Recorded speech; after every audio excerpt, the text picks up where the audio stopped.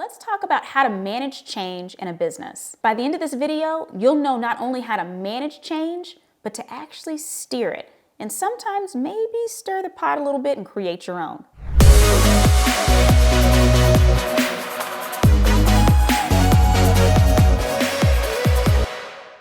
Discover what you should do right now to prepare for change before it lands on you. Learn how to take the pain of change away from your team, and discover how to stop getting caught up in resistance to focus on resilience.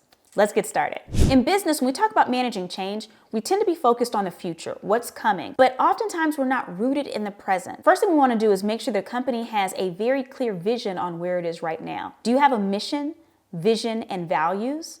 Is it communicated in a way where your entire team could actually recite it and know why the business exists, where it's headed, and who it's serving? When it comes to your values, do they know the bounds that control how far you'll go in any direction because you don't want to violate any of your values? Before you manage change, you have to be very clear on who you are and where your boundaries are within your organization. Additionally, who are you serving? Because you want to make sure that you're keeping your stakeholders top of mind in any change, because if not, it's very easy to get caught up in the change of philosophy or technology or whatever's going on versus focusing on the prize, which is ensuring that you're adding value to your end client. One of the things I want you to do as we talk about managing change is I want you to review your contingency plans. What plans do you already have in place? Now, when I ask that, if you're saying, uh-oh, I don't have one, no worries. This is your perfect time to start reviewing what contingency plans do you have in place in case of a labor shortage, or in case you lose a certain license or access to a certain service that you're offering, or in case that a partner goes under. Start looking at the contingency plans you have in place,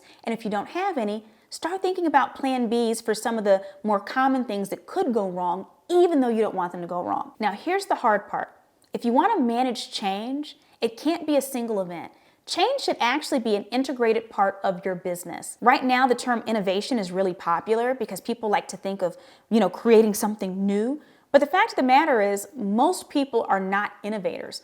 And most of us really don't even care for innovation that much. If we were to be very honest, how hard is it to come up with something completely new versus to tweak something that already exists, to reinvent, to shift? So when we think about change, one of the best ways to take the sting out of change for our teams is to make it a part of our business constantly. Are you reviewing your business model or feedback from customers and clients at least once a quarter? Ideally, what you want to do is you want to start breaking things, or at least creating scenarios where you're breaking things before they actually break, so that you can start to institute change before the change is actually needed or before the change lands on you. Getting your entire team involved in the brainstorming in this process is part of the ways to encourage people to be excited about the change, and it lowers resistance because people feel like their voices are heard. You're not just hoisting new things on them, new responsibilities, new ways of doing things. Why are we changing this thing that has always worked?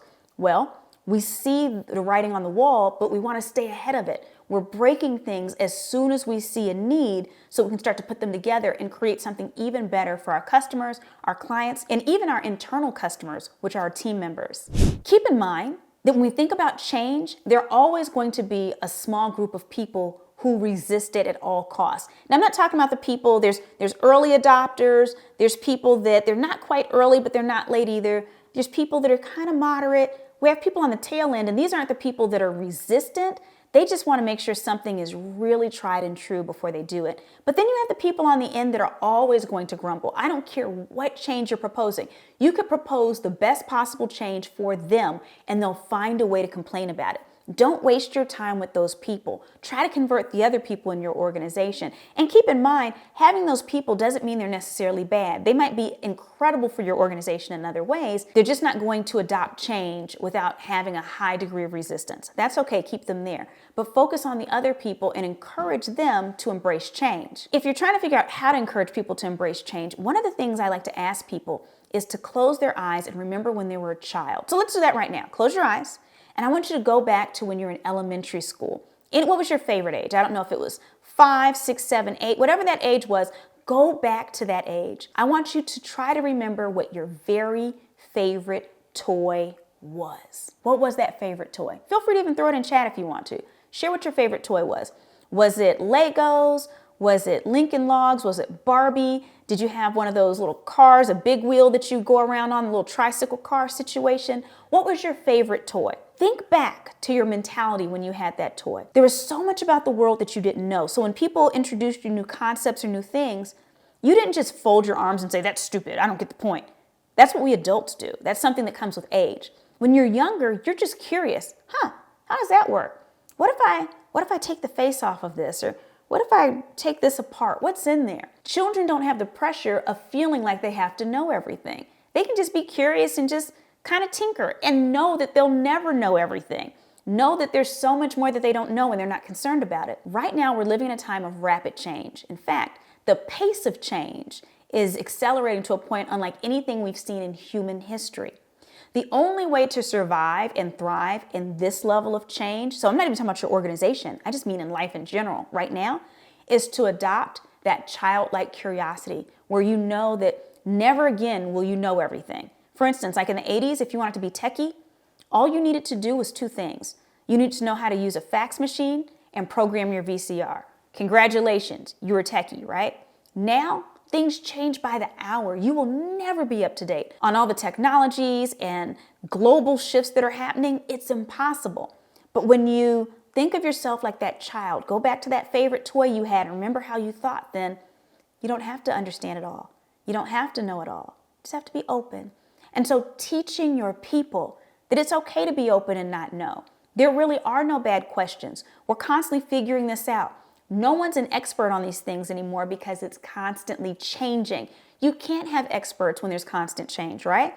And so relieving that pressure off of your people keeps them more open to embrace change, involving them in the processes of breaking parts of the business and brainstorming solutions so that when you do propose different changes, new technologies, new systems, new ways of doing things, they see their input reflected back in where the company's going.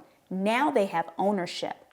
One of the hardest parts of managing change within an organization is good communication. Because the larger an organization is, the easier it is for their different departments or their different individuals to become siloed. So this end doesn't know what this end is doing. This department doesn't fully understand what this department is doing.